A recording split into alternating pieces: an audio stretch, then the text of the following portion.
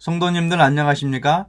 오늘은 십자가와 그 표상들 두 번째 시간으로 원복음의 선포라는 제목으로 함께 말씀의 은혜를 나누겠습니다. 오늘 성경 본문은 창세기 3장 15절입니다. 내가 너로 여자와 원수가 되게 하고 너의 후손도 여자의 후손과 원수가 되게 하리니 여자의 후손은 내 머리를 상하게 할 것이요 너는 그의 발꿈치를 상하게 할 것이니라. 창세기 3장 15절의 말씀을 우리는 원복음이라고 부릅니다. 이것은 아담과 하와가 죄를 지어서 죽게 되었을 때 그들에게 주어진 예수님의 십자가를 예표한 구원의 기별입니다. 이 원복음이 주어진 시기를 보면 우리는 하나님의 은혜에 감사하게 됩니다.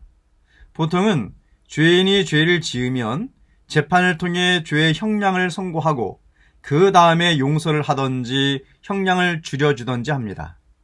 그런데 하나님은 아담과 하와가 죄를 지은 후 죄의 결과를 선포하기 전에 먼저 회복의 복음을 선포하셨습니다. 죄를 지었을 때 먼저 용서해 주신 하나님, 이 원복음의 선포로 우리는 죄를 짓기 전에 벌써 용서받고 살게 된 것입니다. 그러므로 우리가 할 일은 하나님이 베풀어 주신 구원에 감사하며 살아가게 되는 것입니다. 또한 이와 같이 성도의 삶에서도 이웃의 잘못에 무한한 용서를 베풀게 되는 것입니다. 하나님의 무한한 용서를 감사하며 이웃을 용서하며 사시기 바랍니다. 더 나아가 하나님의 무한한 사랑을 감사하며 이웃을 사랑하며 삽시다. 원복음의 내용은 죄인을 용서하시고 회복시키시는 복음입니다. 이 원복음에 여인의 후손이 나오는데 이것은 예수님이 여인의 후손으로 초림한다는 것을 상징합니다. 다음으로 뱀의 후손이 여인의 후손의 발꿈치를 문다고 했는데 이것은 그리스도의 고난과 십자가를 상징합니다. 그리고 여인의 후손이 뱀의 후손의 머리를 상하게 한다고 했는데 이것은 예수 그리스도의 부활과 재림을 상징합니다. 여자의 후손, 왜 여자의 후손일까요? 아담이 처음 창조되고 하와는 아담의 갈빗대로 창조되었습니다.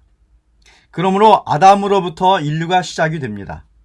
때문에 아담은 죄를 지은 인류의 대표가 되는 것이고 아담 안에서 그의 후손은 죄인이 되는 것입니다. 죄인은 죄인을 구속할 수가 없으므로 메시아는 죄와 상관이 없는 인간이 되셔야 하는데 그것이 남자와 상관없이 여자의 후손으로 와야 되는 이유인 것입니다. 이때부터 여자의 후손에 대한 약속이 성경에 반복되는 거지요. 그래서 마리아는 사내를 알지 못하고 아들을 잉태하였습니다. 처녀 마리아에게서 성령으로 잉태된 그는 창세기 3장 15절에서 예언된 여인의 후손이 되는 것입니다. 오직 예수만이 여인의 후손입니다. 그러므로 원복음의 주인공인 여자의 후손, 그는 구주 예수뿐입니다. 마찬가지로 영적인 거듭남도 남자의 생명과 상관없이 여인의 후손으로 나게 됩니다. 요한복음 1장 12절 13절 영접하는 자 곧 그 이름을 믿는 자들에게는 하나님의 자녀가 되는 권세를 주셨으니 이는 사람의 뜻으로 나지 아니하고 오직 하나님께로서 난 자들이라고 기록합니다. 우리의 구주 예수님이 성령으로 잉태된 것처럼 여러분이 오직 성령으로 거듭나기를 바랍니다. 다음으로 뱀의 후손이 여자의 후손의 발꿈치를 상하게 하였다는 것은 사단이 예수님을 공격하여 고난을 받게 한다는 것입니다. 예수께서 출임하셨을 때부터 십자가에 달리실 때까지 사단은 그의 구속사업을 실패로 만들기 위해 총력전을 펼쳤습니다. 그는 여자 앞에서 그가 해산하면 그 아이를 삼키고자 했습니다. 그리고 마침내 그를 십자가에 달려 죽게 한 다음 영원히 무덤 속에 가두려고 하였습니다. 예수의 생애는 사단의 공격으로 고난받는 생애였습니다. 그러나 여자의 후손인 예수님은 뱀의 후손의 머리를 상하게 하였습니다. 사단은 예수를 영원히 무덤에 가두려고 하였으나 예수께서 부활하시어 무덤 문을 열고 나오시는 순간 이미 승리의 날은 시작되었습니다. 그리고 예수께서 재림하시어 사망과 음부도 불못에 던지시면 드디어 운명의 날이 되어 사단은 영원히 죽게 되는 것입니다. 구속의 경륜에 대해서 아담은 이해하고 있었습니다. 창세기 3장 20절. 아담이 그 아내를 하와라 이름하였으니 그는 모든 산자의 어미라.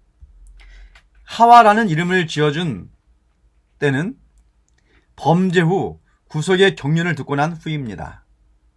아담이 그의 아내의 이름을 하와, 즉 생명이라고 한 것은 창세기 3장 15절에 원복음을 듣고 그것을 믿었기 때문입니다.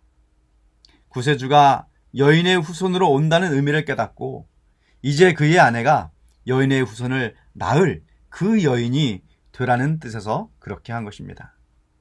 그래서 그들은 첫 아들을 낳고 그가 메시아이기를 바랬습니다.